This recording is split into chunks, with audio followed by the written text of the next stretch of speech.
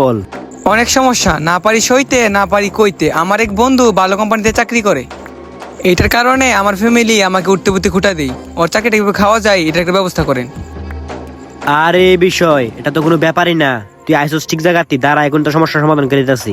আচ্ছা বাবা, যে কোনো প্রকারে ওর চাকরিটা খাইয়া দেন। খাইয়া দেমু, তবে একটা শর্ত আছে। যে কোনো শর্তে আমি রাজি আছি। তাইলে শুন, তুই এমনিতে অনেক পেশার আসস, তোর বেশি চাপ দেমু না। তুই শুধু 10,000 টাকা দে, তোর সমস্যার সমাধান আমি করে দেমু।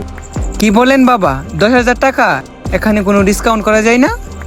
এই শুন, তুই বাবার কাছে আইসস সমস্যার সমাধানের লাইগা, তুই এখানে এসে আবার ডিসকাউন্ট চাস? যা, তোর সমস্যার সমাধান করতে আমি পারুম না। না না বাবা, আমি দিতেছি। এই শুন, সেপ লাগাবি না, সেপুলা টাকা বাবা নেয় না। না না বাবা, আমি কোনো সেপ লাগাই নাই, নেন। আমার সমস্যার সমাধান হবে তো বাবা? ঠিক আছে, তুই যা, 3 দিনের মধ্যে তোর সমস্যার সমাধান পাই যাবি। আচ্ছা বাবা। যা। বাহ, বাবার ঘর হয় না রান্না,